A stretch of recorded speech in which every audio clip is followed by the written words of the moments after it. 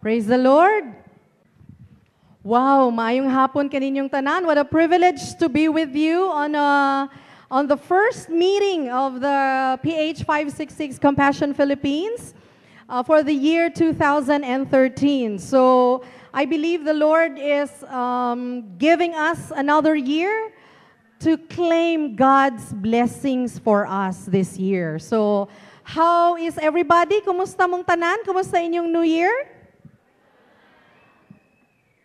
Maayog yun dapat. Mo na ito ang dapat na hisgutan karon no? Na as we face 2013, dapat nagngisi ta pirmi. So ipakita daw ninyo inyong ngisi be, kay gusto na ko tanawon. Mo na atong ginaingon nga dapat magngisi gyud ta pirmi. Kay ngano, ingon nila kung magmugot ko no ang atong panimalay, tapos ang atong mga dagway nagmugot pod, magmugot ang tanan. Pero kung ang tanaw nato, ang atong panimalay medyo dili kaayo happy, pero ang atong mga dagway nagngisi gayod, ear to ear ang atong ngisi, maski pag unsay nahitabo, mahimong maayo ang ating kinabuhi, di ba? Praise the Lord. Kumusta man ang atong mga kauban diha nga naa sa likod? Okay lang ba mo na atay mga bakante na lingkuranan diri sa atubangan, pwede po mo magbalhin. But if you are not comfortable in front, okay lang mo din ha. So, okay lang gyapon nga din ha mo maglingkod. I believe most of you nga naglingkod karon kaila sa ako aduna ko'y mga kauban sa young moms nga naa dinhi, sina Rose, sina Cheche, si Jinjin, wala na ako nakita karon pero naa siya kaganina. Ay, thank you. Wow, nagwapo gyud ning magwali tada kay nagitay libre na tubig. Salamat. Tapos na si Edessa, si Babylin, naapo diri si Angie, kauban ako sa young moms.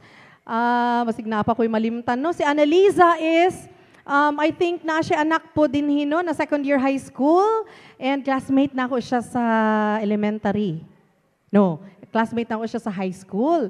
And so, daghan pa din ng mga kauban ako sa young moms. So, talking about young moms, naami prayer meeting. Pasensya na ha, mag-invite ko ha, kaya sa opportunity naman.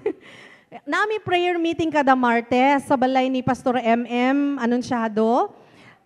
Kung katuod mo sa iyang balay, gusto minamo na mahimong part mo sa amo ang prayer meeting. We will just be talking about goodness of the Lord, mag-testify ta sa kamaayo sa Ginoo.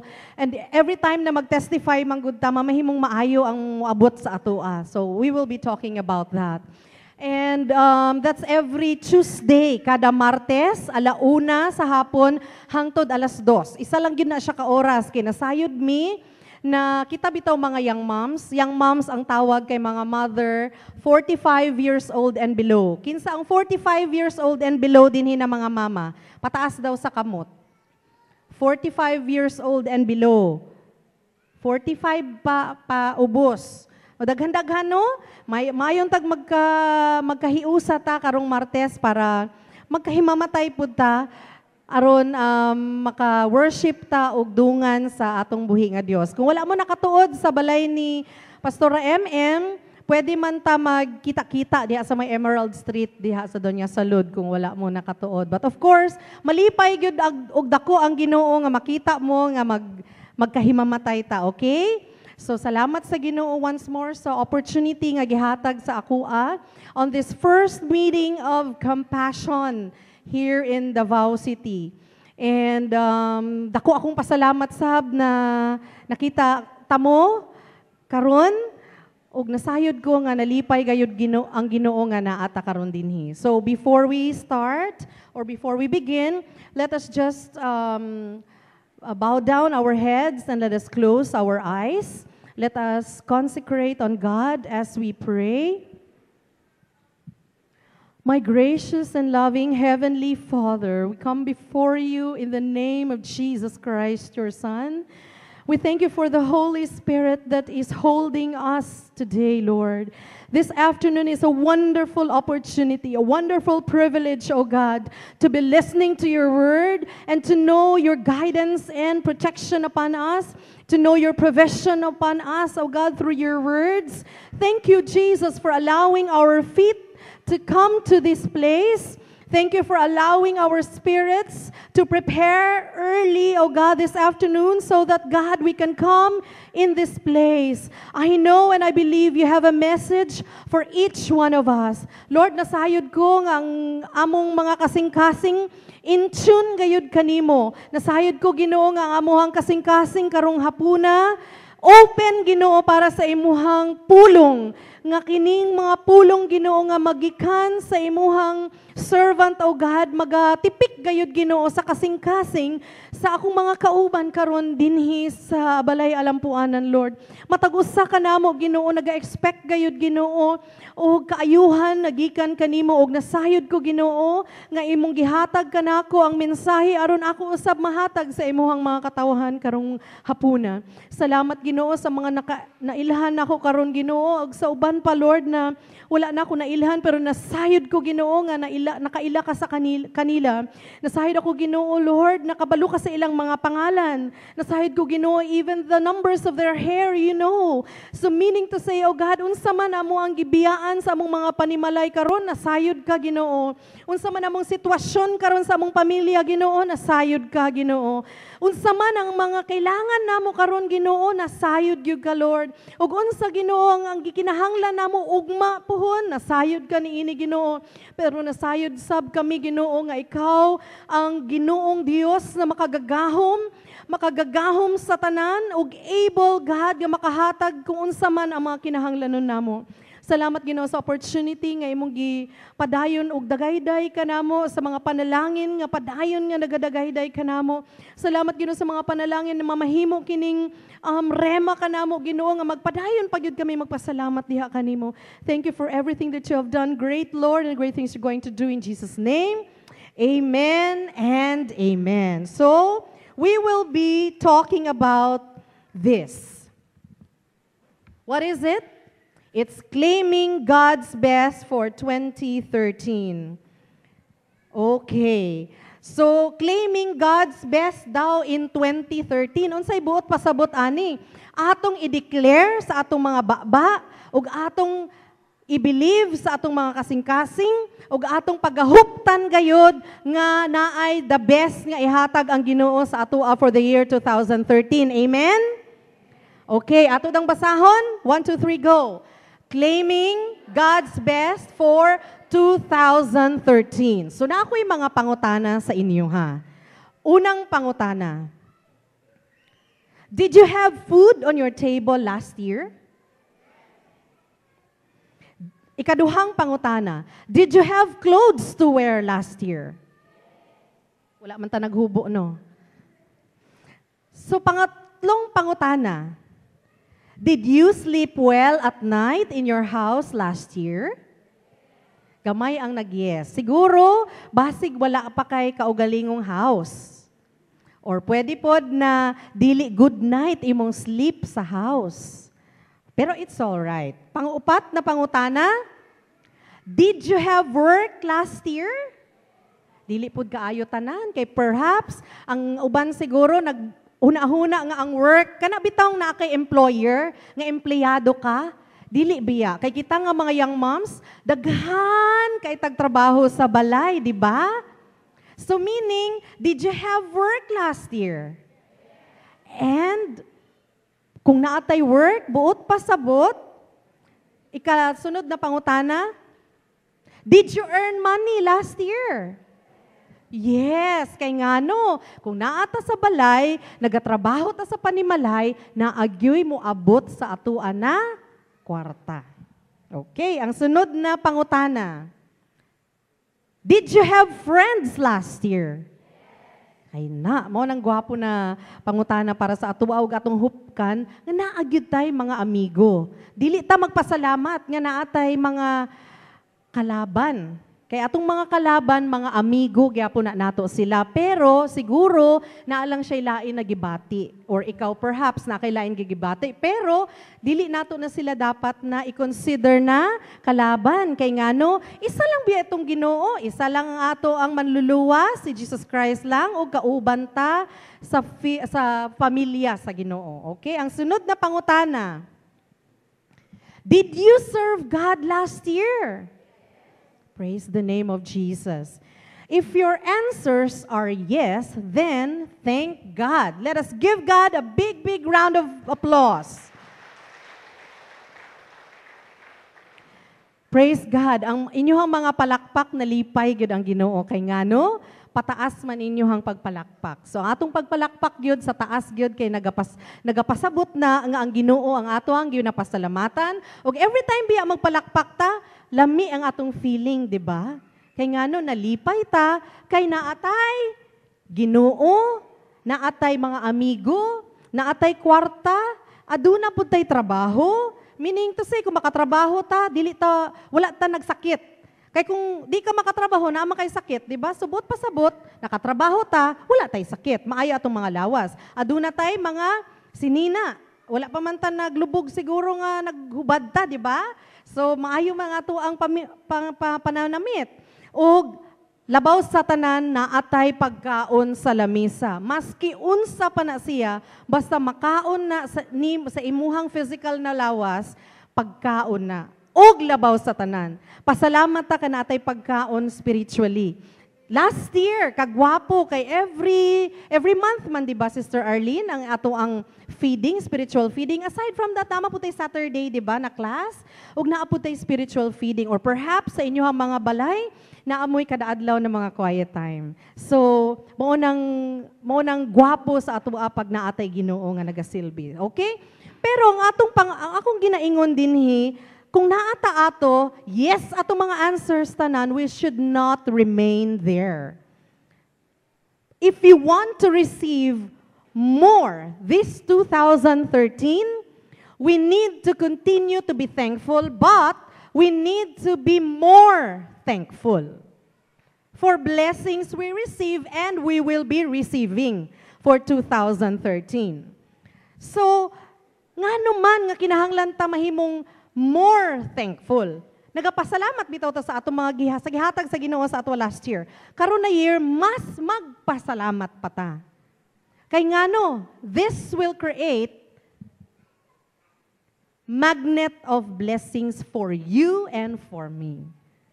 Kay kung magkustorya manggug kadaot, kung kinsay nakadungog alainan niya ay ana man, di ba? Subot pasabot ang magnet sa imo kadaot, pero magpasalamat ka pirmi sa Ginoo kay niabot ang pagkaon, kay nakatrabaho pa ko, maayo akong lawas, kay na ako'y Ginoo nga ginasilbi. Mas magpasalamat ta every minute of our lives, okay? Now, karon daw atong hunahunaon, dagat. Ibutang daw sa inyong alimpatakan ang dagat. Ang dagat, atong hunahunaon na panalangin na siya. Nagalutaw ang panalangin ing ana kadaghan. So if you could just imagine, kung magsigi tagpasalamat, we will be more thankful. Ang atong panalangin, murag dagat. Or, ang ginabutang gani diri, ocean of blessings. Mas dako, ocean, God of blessings. And let's continue to be thankful because thankfulness or gratefulness is powerful. Na ay gahom ang magpasalamat. Now, in 1 Thessalonians 5:18, makita nato din mga igsuon sa 1 Thessalonians 5:18. Mao ni siya ang among motto sa young moms. Be thankful in all circumstances, for this is God's will for you who belong to Christ Jesus. Now, karon palang daan, we should choose to arrive at our destination earlier. Unsay bot pasabot ani? Now, naay duha ka pamaagi. There are two ways of living on earth. Daghan siguro inyong ginahunaan kung unsa ni, pero i-simplify lang nako. Himo na kong simple. Naalay duha. There are two ways of living on earth. It's either you can grumble or you can be grateful. Unsay bot pasabot sa grumble? Kana bitang sa muka ani mag-compassion na pod. Sa muka ani daghan kay labhonon. Sa muka ani may tubig. Pila ka adlaw wala tay tubig sa Doña Salud, no? Haskang lisuda. Pero unsa ang nahimong attitude nato? Sa muka, wa pagyud ni abot ang dumoy. Wa pag yun niabot, wa pa naka-deliver ang akong mineral water, sao na lang. Instead na nag-grumble ka, nagpasalamat na lang unta ka, kaya kahit papano napaday ko isa ka baldi nga pwede na ko iluto. But anyway, there are two ways of living on earth. It's either you grumble or you be grateful. Pero, mga igsuon, both habits are powerful. Kung mag-grumble ka, powerful. Kung mag-grateful ka, mag-thankful ka, powerful. Do you know how long the Israelites traveled from Egypt to Israel, katong promised land? Katong bitang mga Israelites na gikan sa Ehipto, padulong sa promised land. Kabalo ka pila ka tuig sila ni abot? 40 years. It took them 40 years, 40 years. And do you know how quickly it should have been? Nasayod mo kung pila lang unta? That should have only taken the Israelites 14 days.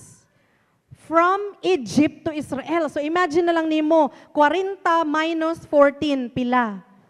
Na adunay 36. 26. Mas ko manggugko, na dili ko BS math ba? But anyway, na 26 na tuig. Imagine, 26 ka tuig ang niad sa 14 years para lang unta mo abot sila. So, unsang 14 years, mga igsuon? 2 weeks lang unta, mo abot na sila. Pero nganong nahimo mang 40 years? Why did they take 40 years? One major reason, mga igsuon, na sayod mo, unsa man? They are grumbling instead of being grateful. Nagbagot-bot manggod sila, instead na nahimo silang mapasalamaton. And the grumbling path is much longer than the grateful path. 40 years longer. Instead of 14 days, kung nagpasalamat unta to sila, kay nigawas na sila sa Egypt, di ba? Kadaan padulong na sila promised land, dali unta sila ni abot, 14 days lang unta to. If we think about it, they have seen so many miracles already. Di ba, gi-rescue sila. Milagro na to, kay kapila ka beses nagbalik-balik in town dito, pero dili gid sila tugutan, pero finally gitugutan sila. Usa ka milagro na. Ikaduha nga milagro, ang staff, kanabitang sungkod, ang sungkod, pagbutang is na himong snake. Milagro na to. Pero wala gyapon sila nagpasalamat. Ang mga baki, daghan kaayo mga plagues ni abot sa ilaha. Milagro na to nga sige, ambak-ambak sa lake, pero wala gyapon sila nagpasalamat. But they weren't grateful. Og ikagwap, pinakamaayon na milagro ilang nakita on sa mga igsuon. They crossed the Red Sea. Correct? Kadako sa dagat, niagi sila sa mala na agianan. Kadakong milagro. But they weren't grateful. Wala pagyapon sila nagapasalamat. Pagbuntag, naa sila'y clouds para dili sila mainitan. Nagaguide sa ilaha. Paggabi, na ay pillar of fire. Kaya nga para dili sila tugnawon, naapod sila'y dakong flashlight kung buto naon. It's a pillar of fire. Dako kay na pillar nga para ma-lead sila sa way. Still, they were not grateful. That's why, unsay nahitabo sa ilaha, instead na 14 days, naabot sila og. That's correct. So imagine, anak ka dugay. Unsaon na lang kaya nato ni ang mga pagkaon nato. Yet naghatag ang Ginoo og mana. Pero wala gyapon, bagulbol lang gyapon sila kay nganong puro mana. 'Di ba? So dugay sila ni abot. Ikaduha, instead na magpasalamat, nag-grumble sila. So, unsa ang dapat natong himuon, mga igsuon? Magpasalamat. Let us always make it a point nga kung unsay mahitabo sa atong kinabuhi, ingon man sa 1 Thessalonians 5:18, in everything give thanks. Sa tanan na circumstance, kung unsay mahitabo sa atong kinabuhi, magpasalamat gyud ta. We should also follow God wholeheartedly. Kung aduna tay mga amiga or amigo kaya na kanang dato bitaw kaayo, tapos moingon siya na, I would like to furnish your house with new furnitures. May ko, ha? Kalami ba ana? Kay ang akong salaset pila na katuig. Magulang pa sa akong anak na 14 years old. Ang akong mga kaldero, magulang pa sa akong nanay, gihatag naman gani sa ako ah. So kung i-furnish ka sa imong amiga or imuhang employer perhaps, og bag-o na mga kagamitan, unsa man imong himuon? I'm sure you would have to get rid of the old furnitures. Pwede nimo siya ihikling, ibutang sa likod, ipanghatag, o dili ba kaya ihatag nimo sa imong igsuon. Mo na atong ginahimo. Meaning, just like in the farmland. I know, wala man siguro farmers sa inyo, pero kabalo magyutag unsay ginahimo sa farm. Sa farmland, before we plant, we need to prepare the soil first. Diba? The ground, we should plow. I-remove nato ang mga unwanted na mga naa didto for us to have the rewards later. Kasi kung naay mga rocks, magtanom ka, di ba? Dili maayo ang pagtanom, dili maayo atong rewards. But all we have to do is what? Follow the steps. We need to prepare the soil first before ta magplant. God is telling us in Isaiah 43:18, if you have your Bibles, mga igsuon, do not remember the former things, not considering the things of old. In verse 19, behold, I will do a new thing. Now it shall spring forth. Shall you not know it? I will even make a road in the wilderness and rivers in the desert. Sa Old Testament, mga igsuon, if you remember, the Lord told Moses to send men to spy out the land of Canaan. 'Di ba? Pag ang Ginoo gisultian si Moses nga pagpadala og spy, 12 ka buok didto sa land of Canaan para ispy sa kung maayo ba ang lugar kay naka-wall man god. Now, sa 12 naa dinha si Joshua og si Caleb. Unsay nahitabo? Ang napulo nibalik kay Moses, naghatag og evil report. I think you know that. Na ay evil report, dili maayo ang lugar. Dili maayo kay daghan kay mga higante. Di ta pwede mo adto didto. Pero unsay gihimo ni Joshua ug ni Caleb, they reported that they were able to take the land. Meaning pwede nila i-take ang land. And si Caleb particularly followed the Lord. In fact, it was mentioned 6 times sa Old Testament that Caleb, ang kauban ni Joshua, wholly followed God. In Numbers 14:24, mga igsuon, nabutang dito, but my servant Caleb had a different attitude than the others have. He has remained loyal to me, says the Lord. So I will bring him into the land he explored, katong Canaan. His descendants, iyang mga kauban, will possess their full share of that land. Kay siya ni follow gyud sa Ginoo, gisulti gyud niya ang tinuod. And then when he followed God, when Caleb followed God wholeheartedly, unsay nahitabo sa iyaha? We can see here that Caleb, following the Lord, fully brought not only him. In fact, dili lang si Caleb ang nakaadto sa promised land. It includes his children and his grandchildren. Kabalo mo maigsuon kani nga Bible, full of promises. Kinsa sa inyo na ay dala na Biblia? Okay? So, medyo gamay ra. Next time, dala mo ha. Kani nga Bible biya, no, full ni siya og promises. Pakliagod na, daghan kay promesa ang Ginoo din ha. So, you should never ever allow nga agup-upan lang na sa inyong balay. Karon, halimbawa, nagdala mog Bible, or next Sunday, sa February, magdala mog Bible, ablihi gyud ninyo. Ayaw ibutang sa daplin. Kay nasayod ko na ay maayong promesa ang Ginoo sa atong Biblia. Amen? Nga all we have to do is to read it and meditate upon it.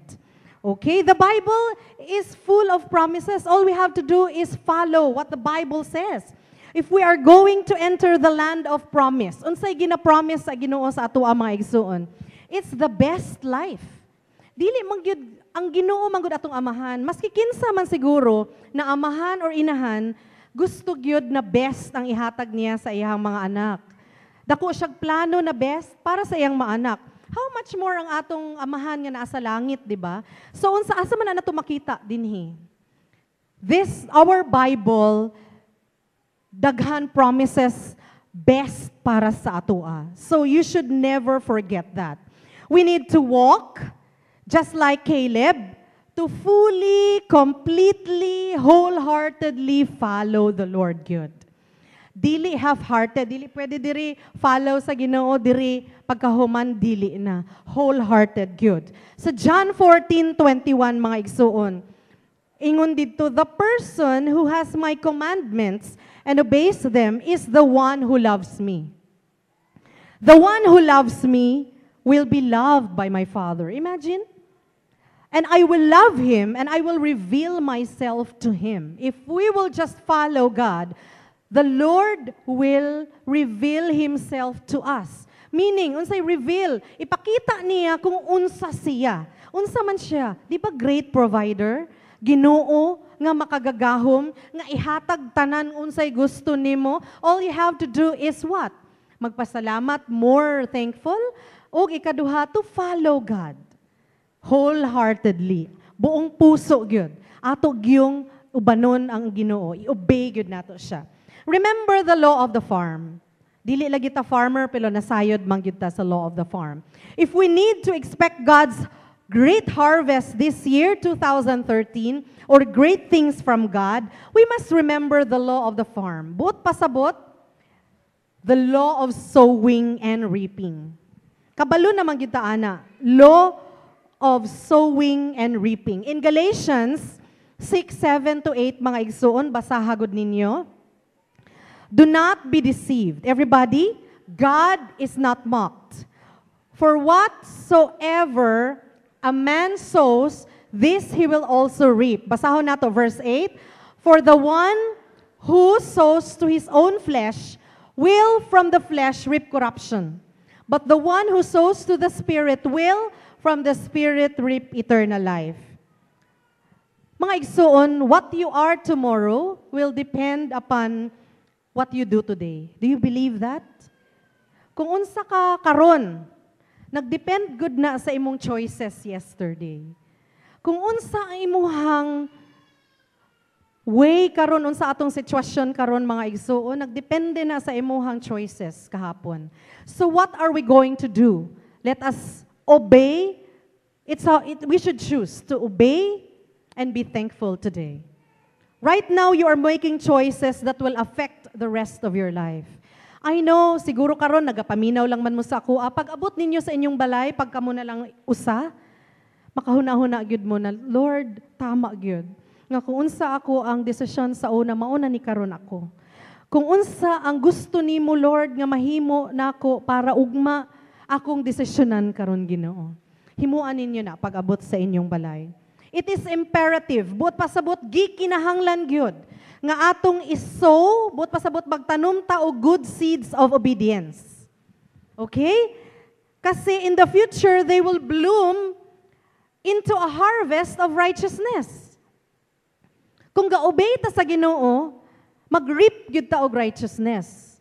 Kung mag-obey ta sa Ginoo, ang kaayo na rewards, dili lamang para sa ato ang mga igsoon. Patipod sa atong bana, patipod sa atong mga anak, o sa ato pang mga grandchildren. Tama? Ingon bitaw ang saying, a popular saying ni siya. Dili man ninyo ma-memorize, pero mo ni siya. Sow a thought, reap an act. Sow an act, reap a habit. Sow a habit, reap a character. Sow a character, reap a destiny. And say, buot pasabot, ani. We can see here what we sow. Whether unsa atong gibutang sa atong hunahuna, mahimo na siyang i-act nimo. Mahimong action. Kung unsa atong i-act biya karon, magsige na nagbalik-balik, mahimo na siyang habit. So kung mahimo na siyang habit, magsige na lang taog pamakak minsan, 'di ba? Una kong ginaingon mga igsoon, if we sow in our head thankfulness, atong ginasulti sa atong mga baba, thankfulness. Okay? Tapos, sige na to, sulti, mahimo na tong habit, magpasalamat na ka, Lord, salamat kaayo sa pagkaon nga nasa akong lamesa.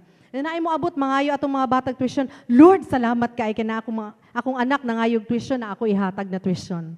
I-claim ba na to, atong i-declare. And afterwards, mahimo na siyang habit, mga igsuon. So kung mahimo ng habit ang atong pagpasalamat, dili na ta magbagutbot. Wala na tay bagutbot. Diba? Kay nga no, nag-sow man ta, nagtanom man tag maayong huna-huna. Atong gina-act ni siya, atong gisulti sa ato ang mga baba, og himuon, mahimo na kaning habit, nga nagpasalamat na ta, and eventually mahimong character. Naana sa atong kasing-kasing na mapasalamaton na ta. Og pagkahuman, unsa man atong character, mahimong mag-reap ta og destiny. And what is the big, wonderful destiny ang atong makuha?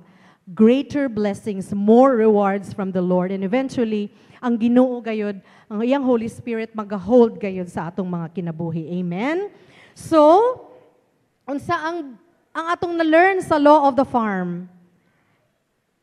Kung magplant ta mga igsuon og mangga, dili man gyud orange ang imuhang ma-harvest ba? Mangga gyud. So, kung daghan nga seed nga mangga, daghan pud siya mangga, nga punuan na mangga. If you sow bananas, of course you will reap bananas. If you sow kamatis, kamatis gyud. Kung okra gyud. Alugbati gyud. Kalabasa gyud. Di man gyud pwede na kalabasa o alugbati. Di man gyud na pwede. Or pwede kung i-markot nimo still. It is markot for perhaps ang mango, apple mango ginaingon nila, it's still a mango. Maski unsaog bali-bali nimo mangga gyapon na siya. So unsay buot pasabot? When we sow good seeds of thankfulness in our heart, sow good seeds of obedience in our heart, what will be our outcome? Great rewards and great blessings in heaven. Naapod ko'y ginasulti diri mga igsuon. So if you sow thankfulness in your heart and begin saying it from your heart, obeying and following the Lord, you will reap whatever you speak and declares in your mouth. Sa Numbers 14:28, mao gyud ni among paborito sa young moms, aside sa 1 Thessalonians 5:18, nga magpasalamat gani mi maski unsay mahitabo sa imong kinabuhi. Numbers 14:28, so tell them, declares the Lord, I surely as I live, declares the Lord, I will do to you the very thing I heard you say. Unsay buot pasabot ani? Nag-ingon ang Ginoo isulti sa ilaha na akong himuon kung unsa akong nadunggan sa imuha nga imong gisulti.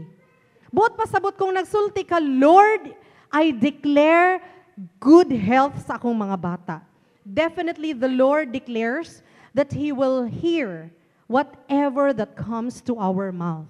So dili ta pwede mo declare og bagulbol mga igsuon kay basig mabagulbol pod magbugulbol pod ang Ginoo sa ato. Dili gyud dapat. So, but when we declare something good that will happen, good ang moabot gyud sa ato ang mga igsoon. So, let us learn to attract blessings. Mo na ni karon dapat tun-an nato na mag-attract tag blessings. Unsa ganitong giistorya nato ganina? Thankfulness, obedience are magnets of blessings. In 2 Corinthians 9:11, mabasa nato mga igsoon. You will be enriched in every way so that you can be generous on every occasion. And through us, your generosity will result in thanksgiving to God. Maybe some of you, mga igsoon, cannot be grateful today. Siguro, para sa inyong halisod, magpasalamat. Moingon siguro mo, you're waiting for something big to happen for you to be grateful. Siguro, kamo, maingon mo, magpasalamat lang ko. I'll be grateful if I have lots of money. Kaya kailangan dyan ako ang kwarta. Kung daghan mo abot sa akong account o daghan mo hatag sa akong kwarta, tsaka na ako magpasalamat. Perhaps, siguro sa inyo ka nagatrabaho, tsaka na ako magpasalamat, Lord, pag ma-promote ko, kayo, pa man ko na-promote. Siguro, para sa inyo tsaka na ako magpasalamat, Lord, kung ikaduhan akong anak na na-sponsor, pwede ba ang duhaan? Isa lang, no? Pwede ang duha. Saka na ako magpasalamat, Lord, pag nanoy-sponsor akong ikaduha na anak. Saka na ako magpasalamat, Lord, kung maaprubahan na akong anak para ma-appeal sa compassion ikaduha. Or I will be grateful, magpasalamat ko, Lord, kung tagaan ko regalo sa akong bana, or kung maayo akong bana sa ako, at saka na ako magpasalamat. Brethren, don't wait to be grateful. Obey the word of the Lord. Be grateful today. Ayaw na paghulat ugma mga igsuon. Ayaw na paghulat unya karon na daan. Magpasalamat na ka. Why? Because both grumbling and gratitude acts like magnet. And obedience follows great rewards. All we have to do is obey, be thankful, and it will have great rewards. Grateful people get more of what they are grateful for. If they're grateful, kung nagpasalamat sila og happiness, love, and friendship, they'll have more happiness, love, and friendship. If they are grateful for financial blessings, they'll have more financial blessings. In the same way, grumbling people, ang mga bagulbulan, makuha nila what they grumble about. Kung unsa pod imong gibagbulbul kay wala ko'y kwarta, wala gyoy kwarta. Come to think of it. Pero kung mag-declare ka, Lord, na ako'y kwarta in Jesus' name, I will have one. Kadaghan na kayo nakita nato mga igsuon. Nga namang usahay atong brook run dry ka na ginaingon nila, usahay atong panudlanan, minsan gamay na lang. Pero sa gamay mga igsuon, kung pasalamatan nato, ano nakasurvive pamantahan to 2013? Perhaps in your own life, in the secret of your closet, sa inyong mga panimalay, sa inyong kusina, habang siguro nagaluto mo, Lord, salamat kay na ako'y bugas nga giluto. Salamat, Lord, kay na ako'y sudan nga ipakaon sa akong anak o sa akong bana. Lord, salamat kay na ako'y pamasahe, padulong dinhi. Salamat, Lord, makahatag kong pamasahe sa akong anak. Salamat, Lord, naka-eskwela akong anak. O kung wala man ko'y pagpa-eskwela, salamat, Lord, kay na ang Compassion Philippines, ang PH 566, nga nagatabang, nagahatag og pamasahe, nagahatag og allowance. Di ba? Ang atong panalangin igsuon, dili lamang pud kwarta, pati good health nato. Naata karon kay ngano wala ta nagsakit, wala ta sa atong balay. Kung nagsakit ka mga igsuon, makaanhi ka ba? So, don't wait for unyang gabi, ayaw paghulat ugma, be grateful today. Kay naa ka karon, dako ang panalangin nga ihatag sa Ginoo sa imuha. If we will begin to thank the Lord. Hallelujah. Praise the Lord. We have the power to bless mga igsuon. So we should remember the power of spoken words. So, let's be grateful and receive more blessings this 2013. Again, obey God and His words, and we will reap God's best for us this year. Hallelujah, hallelujah. Thank you, Jesus.